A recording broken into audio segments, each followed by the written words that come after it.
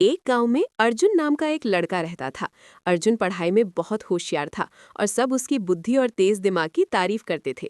लेकिन अर्जुन की एक बड़ी कमजोरी थी, वो समय का सही उपयोग नहीं करता था। वो अपना ज्यादातर समय दोस्तों के साथ खेलने, मोबाइल पर गेम खेलने और बेकार की बातों में बिताता था। उसके माता पिता ने कई बार उसे समय की कीमत समझाने की कोशिश की, लेकिन अर्जुन को ये बात समझ नहीं आती थी। वो हमेशा सोचता, मेरे पास बहुत समय है, सब कुछ बाद में कर लूंगा, अभी तो मजे करने दो। एक दिन स्कूल में वार्षिक परीक्षा के नतीजे आए। इस बार अर्जुन के नंबर बहुत कम आए, जितनी उम्मीद थी उससे बहुत नीचे।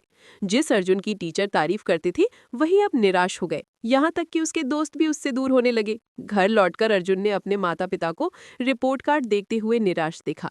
अर्जुन को खुद पर गुस्सा आया, लेकिन उसे समझ नहीं आया कि अब आदत कैसे बदले। उस रात अर्जुन अपने दादाजी के पास गया, जो गांव के सबसे समझदार और सम्मानित बुजुर्ग थे।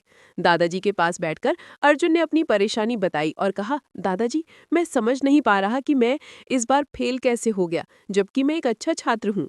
दादाजी मुस्कुराए और बोले, बेटा, समस्या ये नहीं कि तुम अच्छे छात्र नहीं हो, समस्या ये है कि तुमने समय को हल्के में लिया। समय बहुत कीमती होता है।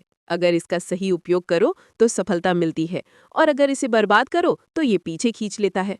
अर्जुन ने हैरानी से पूछा, लेकिन दादाजी, समय तो हमेशा होता है ना, मैं बाद में भी सब कर सकता हूँ। दादाजी गंभीर होकर बोले, नहीं बेटा, समय नदी के बहते पानी जैसा है, जो बह गया वो कभी वापस नहीं आता। चलो मैं तुम्हें एक कहानी सुनाता हूँ, जिससे तुम्हें समय की कीमत समझ में आएगी। दादाजी ने कहानी शुरू की। बहुत समय पहले विक्रम नाम का एक शक्तिशाली राजा था। उसके पास बहुत धन दौलत, भव्य महल और ढेरों नौकर थे। लेकिन उसे भी समय बर्बाद करने की आदत थी। वो देर से उठता, दरबार की जगह दोस्तों के साथ समय बिताता और हर काम कल पर टाल देता।